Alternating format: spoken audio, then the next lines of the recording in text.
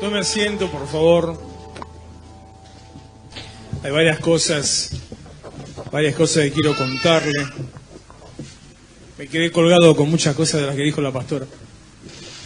Pensando en un poco en nuestra y en mi historia, en cosas tal vez un poco viejas y desagradables y otras no tanto, pero por sobre todo eso, qué bueno que es Dios. Para hacer gala de algo que hablamos anoche, dice la palabra de Dios, en el libro de Nahum, capítulo 1, versículo 7. Dios es bueno, fortaleza en el día de la angustia y conoce a los que en Él confían. Se lo repito para que se lo anote, para que se lo aprenda. No sé si está ponido. Está ponido. ¿Quién se tentó ahí? Dios, ahí dice Jehová, pero a mí me gusta decir Dios. Dios es bueno, fortaleza en el día de la angustia y conoce a los que en Él confían. Con esto resumo en cierta manera lo que estaba hablando la pastora, porque tiempos de angustia hay, tiempos de dificultad pasamos o estamos viviendo, o usted tal vez esté viviendo, conflictos de todo tipo que vengan a nuestro alrededor, problemas que hay y de lo cual estamos hablando, que dice la palabra, como dijimos el miércoles, y hoy seguimos sobre ese pasaje: en el mundo tendrán aflicción, en el mundo tendrán aflicción. Pero la clave y la salida está, según dice este texto, la clave y la salida está ¿en qué? Como decía la pastora, confiar. Confiar. Y confianza, que es algo que está íntimamente ligado a la fe, confianza que tiene que ver con la fe. Confianza es una certeza de algo que usted tal vez no ve, algo que usted tal vez no espera, algo que no está al alcance de su mano. Confianza es saber, fe es saber que Dios va a hacer lo que dijo que va a hacer, aunque usted vea las cosas distintas. Si usted solamente estuviera creyendo en las cosas que sus ojos le muestran y solamente tuviera que creer o afirmarse en los conceptos o en las cosas que la vida le está mostrando, ¿para qué viene a Dios? ¿Para qué se acercó a Cristo? ¿Para qué viene a la iglesia?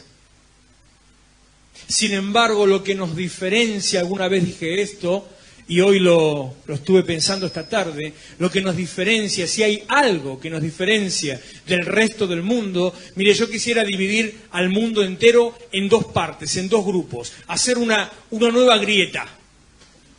Total, hay tanta que una más.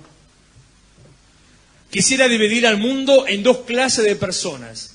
No en Oriente y Occidente, no en comunismo, capitalismo, no en River Boca, no en peronistas y, bueno, antes decíamos peronistas radicales, ya no existen, peronistas y cambiemitas. No, una nueva grieta. Los que conocen al Señor y los que no conocen al Señor.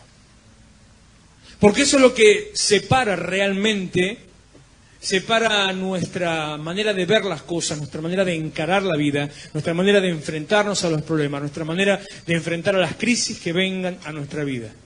Lo que nos diferencia de aquellos que no tienen a Dios, ¿sabe qué es? Antes que piensen vida eterna, salvación, que sí, por supuesto que sí. Pero lo que nos diferencia de aquellos que no tienen al Señor, hay una cosa fundamental y se llama esperanza. Porque mientras ante los, tal vez, anuncios de crisis o ante las situaciones difíciles que vengan a una vida, los conflictos en una casa, los problemas en una familia, el que no tiene al Señor se desespera. Y sale corriendo tal vez buscando, sin saber a dónde, encontrar una respuesta o una salida. Y se ve de golpe metido en un laberinto o metido encerrado entre cuatro paredes que no existan, pero virtualmente entre cuatro paredes dando vueltas ahí sobre sí mismo porque no encuentra la salida. Pero usted tiene al Señor. Usted tiene esperanza. Cuando usted está delante de un problema, no puede actuar de la misma manera. Cuando está delante de un problema, no puede caer en desesperanza. Y cuando la desesperanza le quiera golpear, porque va a venir a querer golpearle, la duda, el temor, la angustia, la desesperanza, ¿por qué no el bajón? ¿Por qué no tal vez una depresión? Cuando vengan a querer golpearle, usted tiene que agarrarlo a las patadas y decirle, no, yo confío en el Señor. Lo que nos diferencia, lo que nos separa, lo que nos hace distintos de aquellas personas que no tienen al Señor es la esperanza que Él nos ha dado, una esperanza de transformación, una esperanza de gloria, una esperanza de bendición. En este año, hace unos cuantos días que no lo digo porque estaba muy concentrado en estas cosas que hablamos, pero en este año, tiempo de restauración, año de restauración, año de tiempo de cumplimiento, y en el medio, ¿se acuerda qué? ¿Se acuerda cómo era? Falta una palabrita. Libertad o liberalidad. Usted va a entrar, a alcanzar y a moverse en una manera, en libertad delante del Señor, en libertad de tal forma que va a ser visto lo que Dios hizo, lo que Dios está haciendo. Usted va a llegar al punto donde se va a poder mover libremente en donde quiera que esté, donde lo que sea que haga. Lo que pasa, señoras y señores, que para que eso se pueda hacer realidad, hay que trabajar muy fuerte en su cabeza. Tal vez tendríamos que hacer como nos acusan los de afuera, que acá le lavamos la cabeza a la gente. No, le lavamos el cerebro, porque lavado de cabeza, shampoo, listo. Tendríamos que hacer lo mismo, hacer un lavado. Pero este lavado de cerebro, para que entienda, para que crea, para que en realidad sea firme, para que sea capaz de confiar, y al confiar sea capaz de esperar que lo que Dios dijo que va a hacer, Dios lo va a hacer.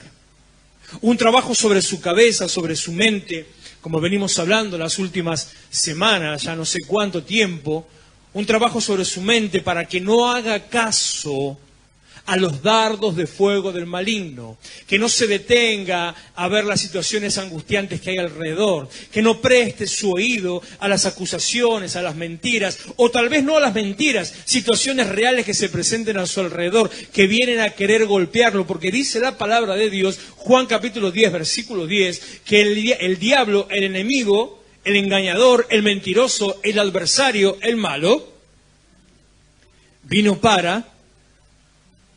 ¿Se acuerda para qué? Hurtar, matar y destruir. Propósito del diablo que el Señor vino a deshacer. Pero si usted le da lugar, le permite obrar, le permite entrar, le da lugar a sus pensamientos, se cuelga con las situaciones alrededor, anda ahora desesperado detrás del dólar. Anoche lo contaba, no están acá los chicos, ¿no? Ya están arriba. Anoche lo contaba en la reunión de varones que... No sé si fue ayer o antes de ayer, una de mis hijas, de las mellizas, así en forma muy, digamos, inocentemente, porque era como que no quería decir, pero la dejó caer, me pregunta, ¿pa cuántos son $2? Y yo le digo 46 pesos. Y me dice, ¡ah! Se quedó así. Yo digo, ¿por qué? ¿Qué pasa? Entonces, mire el razonamiento que hace. Entonces, 1 son 23. Y sí, le digo yo. ¿Y por qué tanto? Si son 2 nada más. No le voy a andar explicando economía a una nena de 12 años, ¿no? Si son 2 nada más, ¿por qué 46? 46 sí. ¡Ah! Otra vez. Y yo no entendía por qué tanto interés. Digo, esta está bombardeada con tanto tema... del dólar, ¿a qué obedecía tanto interés? Y al rato me acordé, ya se había ido, y me acordé que hace un tiempo, no sé cuánto, ni sé quién, le habían regalado $2. Entonces la tipa anda invirtiendo. Estaba pensando si vender o comprar. Pero de golpe se sorprendió, porque ese billete de 2 de porquería, o 2 de 1, no sé, se sorprendió porque dijo... 46 pesos. Del mismo modo que no se tiene que dejar arrastrar o colgar por eso, damos vuelta a la hoja, no se asuste con las cosas que aumentan, con las amenazas de aumentos, con toda esa... Le voy a contar una cosa. Estamos a ¿cuántos días del Mundial? ¿Hoy qué día es? Hoy es 12, o sea, estamos a un mes, ¿no? ¿Sí? Estamos a un mes del comienzo del Mundial. La política en nuestro país funciona muy ligada a los eventos, a cualquiera que sea. Entonces, una vez que empieza el Mundial, es un mes ocupado con el Mundial, después con las consecuencias del Mundial, haya triunfos o no, y a partir de ahí ya estamos terminado el mes de junio, avanzan 3-4 meses, ya estamos prácticamente llegando a fin de año, y empieza para agosto, septiembre de este año, empieza la famosa campaña política, porque el año que viene, hay elecciones. Entonces después del Mundial van a empezar de los dos lados, uno a tirar piedras, los otros a tirar flores. Uno con amenaza de destrucción nuclear, los otros con decir que estamos viviendo en el paraíso. No le haga caso a nadie, no se cuelgue con nadie, no le crea a nadie, solamente a Dios. Cuando usted permite que en su mente entre todos esos pensamientos, lo único que gana es caer en un bajón y depresión. Cuando usted se detiene a mirar lo que valen las cosas, se empieza a hundir. Usted no tiene que pensar en lo que valen las cosas. Usted está en un año de liberalidad. Va a poder comprar sin preguntar. Va a poder moverse con libertad. Tiene que cambiar su manera de pensar. Tiene que cambiar su manera de pensar. Yo digo y decía también anoche que a veces algunos cuando me escuchan hablar de estas cosas deben pensar o deben creer de mí que yo soy una persona, o que siempre fui una persona que estaba hablando de bendición y de palabras de bendición y motivándolo a creer y animarlo a creer. En este tiempo siento el compromiso de luchar contra las amenazas de mentira que vienen a su mente. Pero podrían pensar, capaz que alguno dice, no, pero mirá, el pastor siempre está diciendo tales cosas. Estoy diciendo determinadas cosas porque, como le decía a los muchachos anoche, yo fui formado en aflicción, criado en aflicción, crecido en aflicción. Hubo una época en mi vida donde, todavía hasta ahora lo recuerdo, pero hubo una época en mi vida donde los únicos versículos que sabía de memoria eran todos los textos de la Biblia que hablan de las pruebas, de los conflictos, de las crisis, del dolor, de la lucha. Y no sabía ninguno que hablara de bendición, o si los más o menos los conocía, tenía que ir a buscarlos y leerlos porque no los conocía. Pero hasta el día de hoy me conozco todos los textos que hablan de crisis, de dolor, de angustia, de pérdida, de prueba, de bla, bla, todo. Porque durante muchos años hemos vivido andando por ese camino.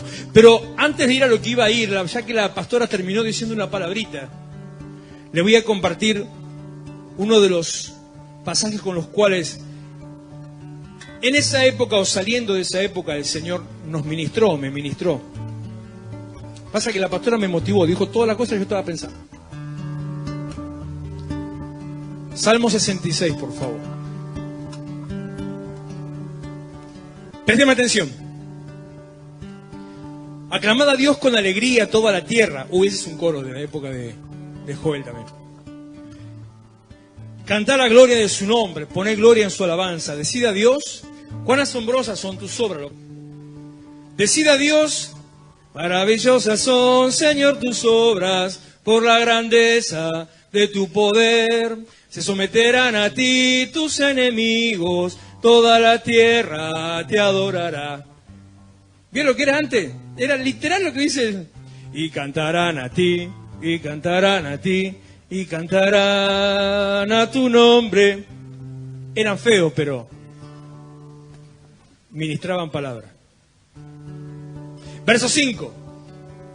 Venid y ved de las obras de Jehová, temible en hechos sobre los hijos de los hombres. Volvió el mar en seco, por el río pasaron a pie. Allí en él nos alegramos, él señorea con su poder para siempre. Sus ojos atalayan sobre las naciones, los rebeldes no serán enaltecidos. El primer bloque, versículo 1 al 4, habla de la grandeza de Dios. El segundo bloque, versículo 5 al 7, habla de las maravillas de Dios, de las cosas que él ha hecho. El tercer bloque, versículo 8, donde empieza: bendigan pueblos a nuestro Dios y hagan oír la voz de su alabanza.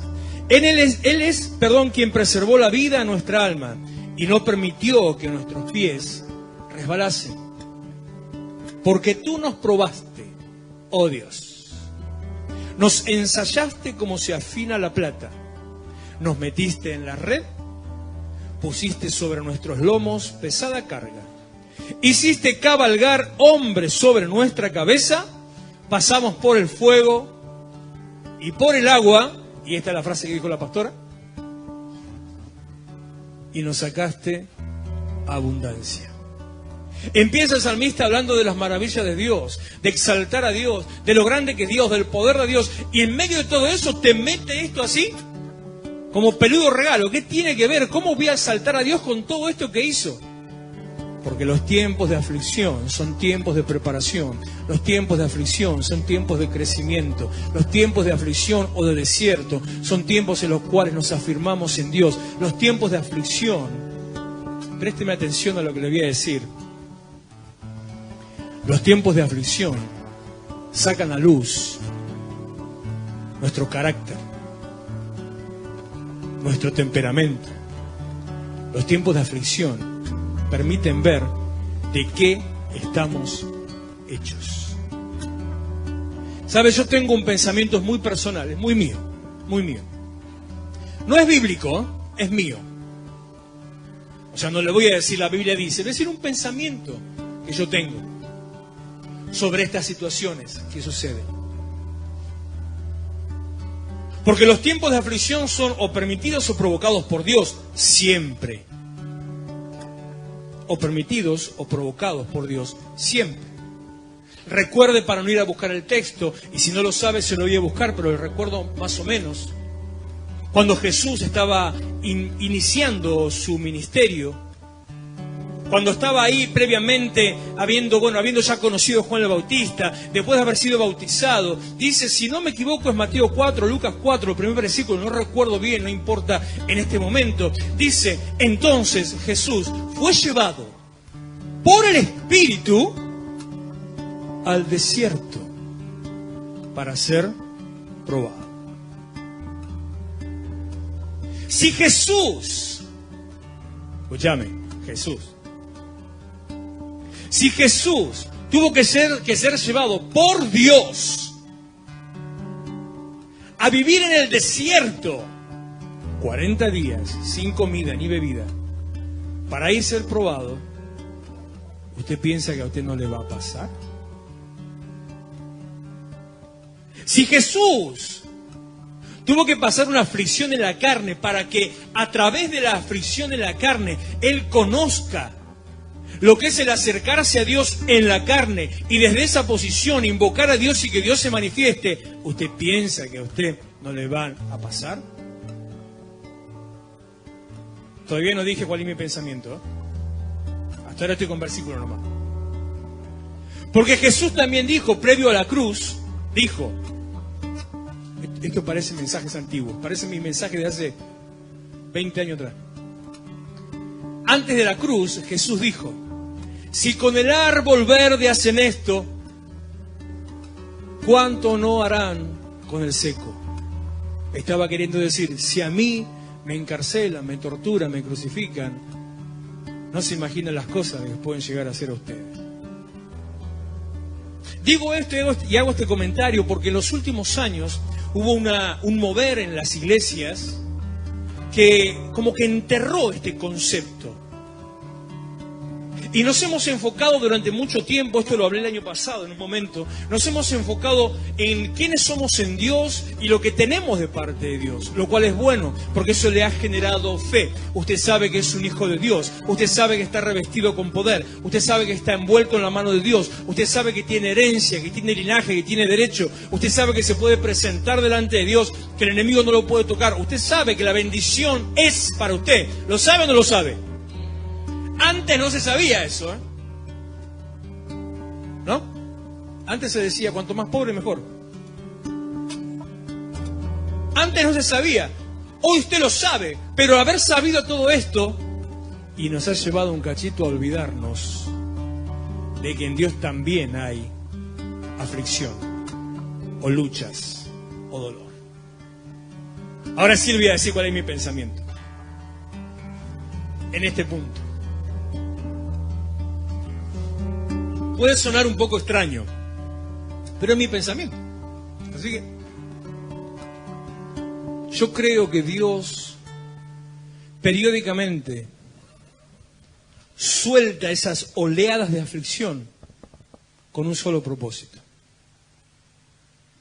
Y ese único propósito es saber de qué estamos hechos. Y si somos capaces de avanzar igual. Y una vez pasado eso, la cosa sigue y vuelve a su rumbo normal. En alguna época yo le llamaba a esto la zaranda de Dios. No es un pensamiento de hoy, esto viene de ahí. Donde Dios entonces te mete y empieza. Y se te mueve el piso. Y las paredes también. Y todo lo que estaba bien establecido se te empieza a caer. Y lo que vos tenías arregladito ya no está arregladito. Y los planes que vos habías hecho se te fueron al tacho. Y de golpe decís, ¿y dónde estoy? ¿Qué pasó acá? Y ahí te salta para decir una de dos. Te salta para decir, como lo dije la semana pasada, pero pastor, yo busco a Dios, yo ofrendo, yo soy cristiano, ¿por qué me pasa esto? Y acto seguido tomarte el palo. O te queda la otra. De una persona que aún equivocado tenía su fe bien puesta en Dios. Equivocado en su concepto, tenía su fe puesta en Dios. Que era un tal llamado Job. ¿Lo escuchó alguna vez? Este don Job dijo, no te digo versículo porque tengo miedo de equivocarme cuál es. Dijo, aunque Dios me mate, en Dios voy a esperar. ¿De qué lado se pone cuando viene la prueba? ¿De qué lado se pone cuando viene la aflicción? ¿Para qué se acerca usted a Dios? ¿Para ser bendecido o para acercarse a Dios? Para estos son estos momentos que nos sacuden. En los momentos de aflicción, en los momentos de duda, usted tiene que estar bien afirmado en Él. En estos días estuve viendo y comprobando algo de esto que le digo. Ayer a la tarde, les cuento de paso, falleció la madre de Walter, uno de los líderes de adolescentes del equipo de liderazgo de jóvenes. Y viendo el proceso de la lucha de fe y al mismo tiempo, de la crisis de fe y la convicción de fe por la cual este muchacho pasó, yo estaba viendo ahí una persona afirmada en Cristo. Porque todas las cosas que sus labios decían era para decir, no voy más a la iglesia. Las cosas que sus labios decían. Pero terminaba de decir esas cosas y decía, pero yo confío en Dios. Afirmado en Cristo. ¿Qué le pasa a usted cuando está en medio de una aflicción? ¿Cómo hace? ¿Cómo actúa? ¿Cómo responde cuando está en una crisis? ¿Qué hace? ¿Qué palabras dice? ¿Con quién se enoja? ¿Contra quién se enoja? Cuando le están pasando cosas que le parece que son incorrectas. Que le parece que son injustas. ¿Cuántas veces, como yo, cuántas veces le dijo a Dios, esto es injusto? Yo lo hice, ¿eh? ¿Cuántas veces le dijo a Dios, sos injusto? Yo lo hice. Así, por si no se anima a decirlo, yo ya lo digo, yo sé. O decirle a Dios, ¿por qué le das a ese y a mí no? Mirá el otro, lo que hace es un desaparrastroso sinvergüenza. Yo lo conozco a ese. Y a él lo bendecís y a mí no. Dijo eso, soltó esas palabras. Entre paréntesis te cuento. Si le estás diciendo a Dios así, yo lo conozco a ese, saná tu corazón que estás más metido en chisme que cualquier otra cosa. Y después te vas a dar cuenta por qué Dios le da al otro y a vos no. De paso, solamente así un comentario. En medio, nada más, un comentario. Estamos pasando crisis social, crisis económica, crisis moral, crisis de la familia. Estamos viviendo, nuestro país está envuelto. Hoy encima una crisis política. Hoy está todo el mundo, vuelvo a decir el dólar, todo el mundo tiene miedo, no sabe qué hacer. Y no van a saber qué hacer. Usted no se una a esas crisis. Usted confíe en Dios. Juan 16:33.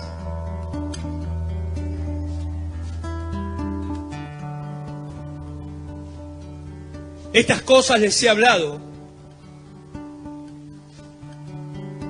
para que en mí tengan paz. En el mundo tendrán aflicción, pero confíen, yo he vencido al mundo. No me lleven. Confiando en Dios vamos a poner delante de Dios nuestras necesidades, nuestras peticiones y necesidades personales, las de la iglesia, y también vamos a involucrar a todos aquellos alrededor, las situaciones del país, las situaciones de la ciudad, un montón de cosas. Escúcheme, iglesia, la única, voy a decir persona para simplificarlo, la única persona que tiene la capacidad de transformar los destinos de la sociedad, ¿sabe quién es? ¿Sabe quién es? La iglesia es la única que tiene la autoridad y la capacidad de transformar los destinos proféticos de la ciudad. No esperemos en los otros, no esperemos en un político, no esperemos en un gobierno. Espere en Dios y actúe en Dios. No es solo esperar en Dios, es actuar en Dios. No solamente orar y pedirle a Él, es meter la mano. Bueno, vamos a meter mano. ¿Cómo hay que hacer para superar las crisis? Las crisis, la manera de salir de la crisis siempre requiere un cambio. Un cambio de pensamiento, un cambio de posición, un cambio de visión. ¿Cómo hacemos? Empezamos con este texto.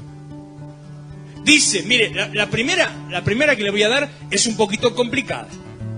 La primera solución que le voy a dar es un poquito complicada. En el mundo tendrán aflicción. ¿Qué tiene que hacer para no tener aflicción? Salir del mundo. Es un poco complicado. Salvo que se vaya volando, que se convierta en pajarito, que se haga un viaje a la luna. No hay manera de salir del mundo. Y no estamos hablando, Jesús no está hablando del sistema del mundo, no está hablando el Señor del sistema carnal, en el cual yo tendría que decirle, no imite al mundo, no ame al mundo. No habla de ese mundo, no habla de esa sociedad carnal alejada de Dios, no, está hablando del mundo real. Entonces, en el mundo real, en el lugar donde usted vive, va a tener aflicción. La aflicción va a estar, la aflicción va a existir, es parte de la vida. Los momentos como esto que le cuento, los momentos de dolor, cuando parte un familiar, un ser querido, son dolorosos, por supuesto que son dolorosos. Pero es parte de la vida. Uno puede aceptarlo o no, pero es parte de la vida. O sea, yo no conozco ninguna persona que tenga 200, 300, 400 años. ¿Usted conoce alguno?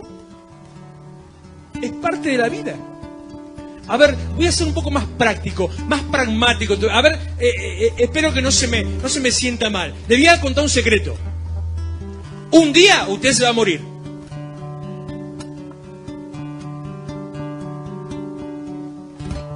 Por si no sabía, le digo por las dudas. Un día usted se va a morir.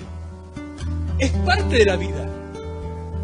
El tema no es como qué hago yo con la aflicción. El tema es si estoy preparado para sobrellevar esa aflicción. Como les dije el otro día que me han cargado por eso. El problema no es el problema.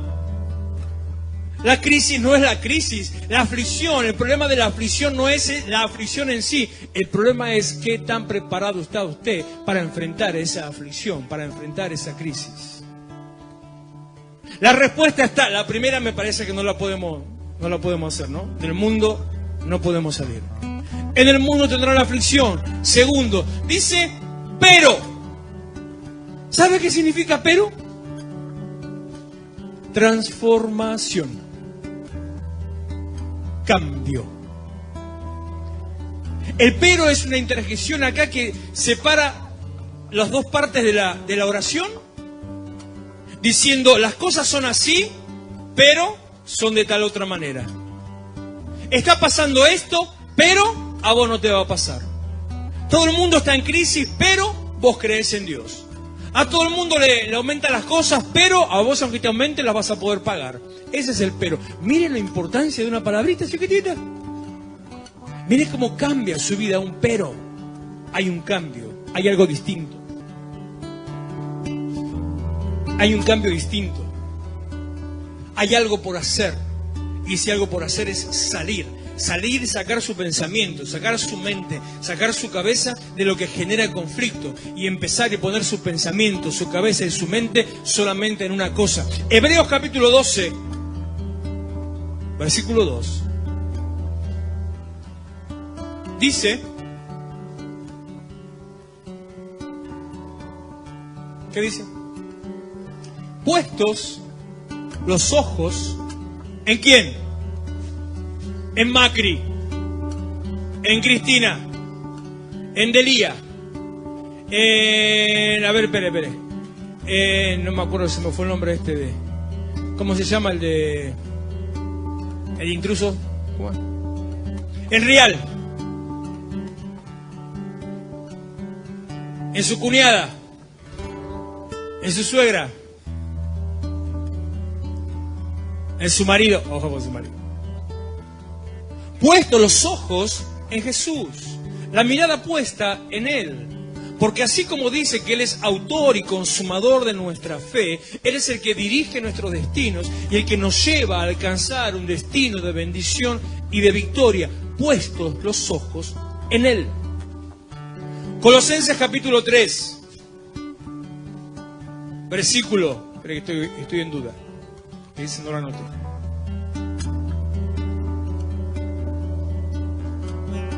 Uno al 3, al 4. Ya vamos terminando. Si pues habéis resucitado con Cristo, este es otro coro, no lo voy a cantar. Buscad las cosas de arriba, donde está Cristo sentado a la diestra de Dios. Y ahora dice lo mismo que decíamos recién, que decíamos en Hebreos capítulo 12, el versículo 2, que dice, pongan la mira, ¿a dónde? Y encima no solamente le dice lo que tiene que hacer, sino que dice lo que no tiene que hacer. O sea, el remedio es completo. No le está diciendo simplemente, no le está tirando una mano y arreglate, sino que dice, hace esto, no hagas esto. Usted no tiene excusa para decir no sé qué hacer en el momento de dificultad. No puede decir no sé cómo se hace. Pongan la mira en las cosas de arriba, no... ¿A dónde? En las de la tierra. Pongan la mira en las cosas de arriba, no en las de la tierra. Ponga su fe y su esperanza en el que le va a proveer y no en el que le está generando un problema. Aquel debajo del cual usted se quiera poner, aquel debajo del cual usted ponga su esperanza, aquel en el que usted ponga su confianza, es el que va a tener que proveer para dirigir sus destinos. Esto es un principio espiritual, es un principio social. En todas las áreas esto se cumple. Aquel debajo quien usted se ponga va a dirigir sus destinos. Si usted quiere poner su esperanza en un político, en un gobierno, aguántese a que le venga.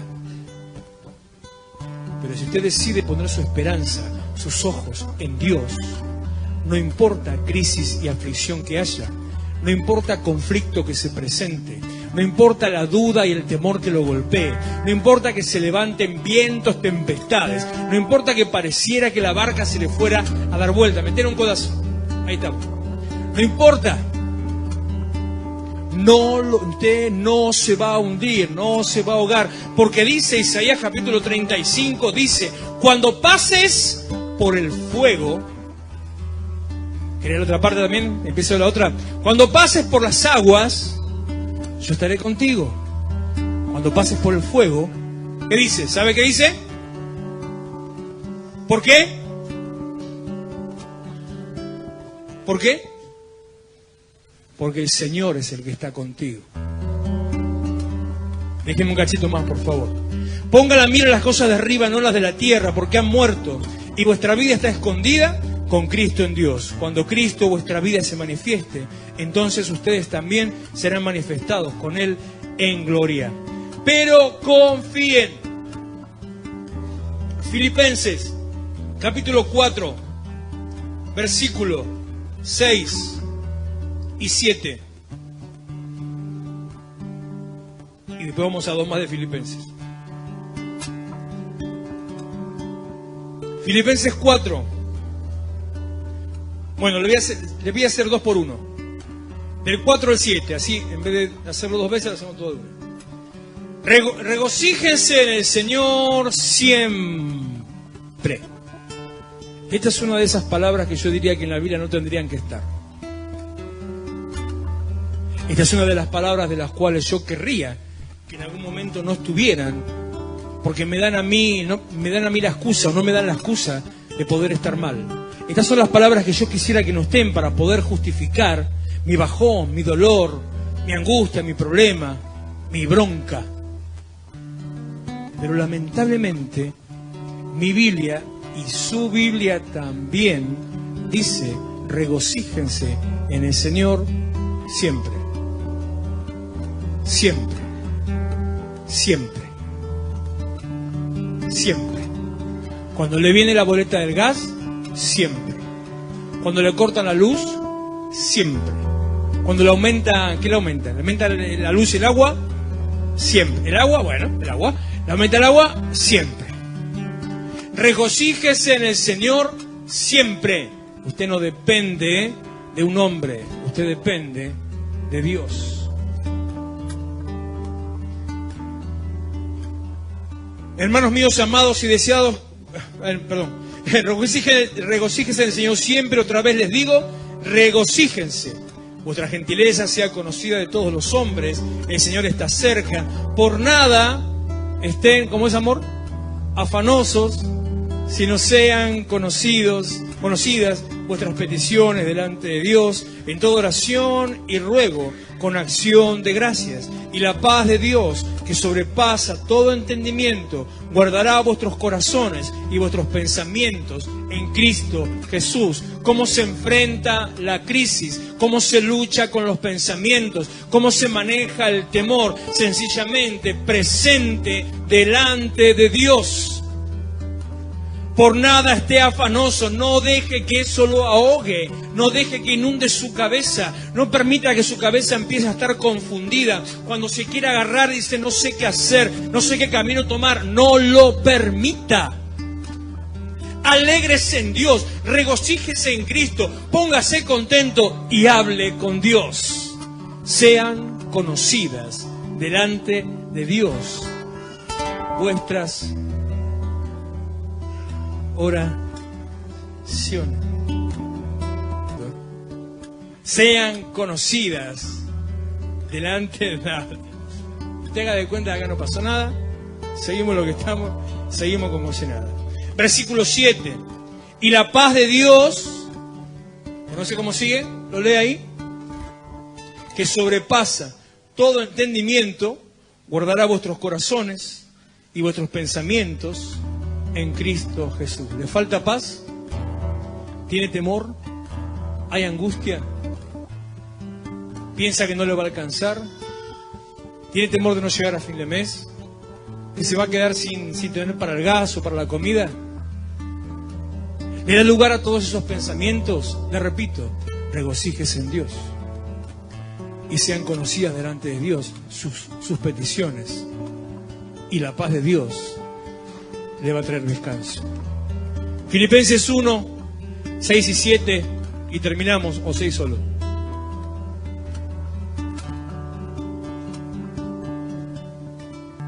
Y terminamos con esto.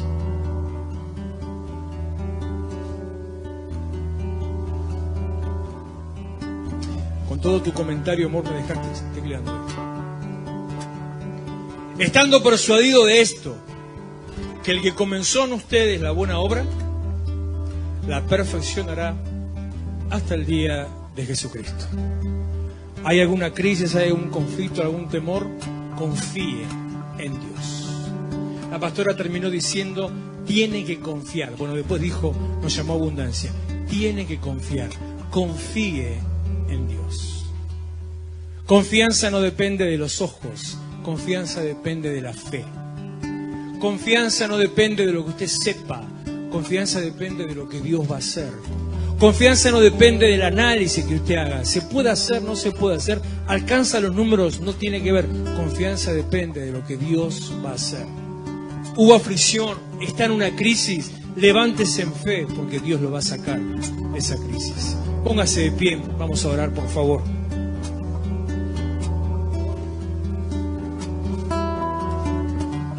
Oh Señor,